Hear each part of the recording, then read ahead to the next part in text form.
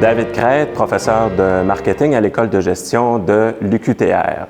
On le sait, quand on navigue sur le web, sur Internet, on est comme le petit pousset, on laisse derrière soi beaucoup d'informations, beaucoup de données. Et c'est normal que les organisations aujourd'hui, peu importe leur industrie ou leur taille, veuillent savoir quoi faire exactement de cette information-là.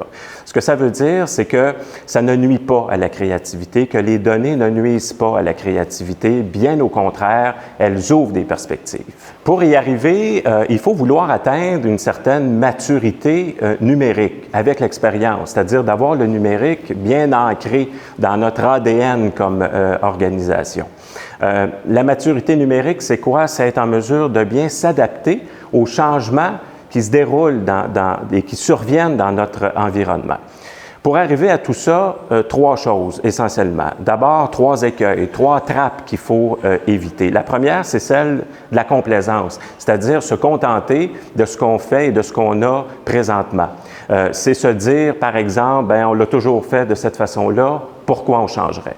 Deuxième piège, deuxième trappe à éviter, celle de la compétence, c'est-à-dire de ne pas aller chercher la compétence dont on a besoin, la connaissance dont on a besoin, une espèce de formation continue, autant pour les dirigeants que pour les employés, parce que, on le sait, tout ce qui touche le web, tout ce qui touche Internet, tout ce qui touche les nouvelles technologies change extrêmement rapidement, de là l'importance de se garder bien à jour.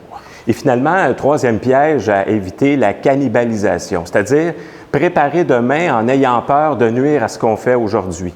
Peut-être que dans 1 an, dans 2 ans, dans 3 ans, on aura un produit ou un service qui répondra moins à la demande des consommateurs. Alors, si on n'a pas déjà préparé le terrain, on risque de se faire prendre. Tous les organismes culturels, peu importe leur taille, peuvent atteindre la maturité numérique. Il s'agit essentiellement d'y mettre un minimum d'efforts pour bien maîtriser ce nouvel environnement-là et d'éviter les quelques pièges que je viens d'énumérer. Comme ça, tout le monde peut y arriver.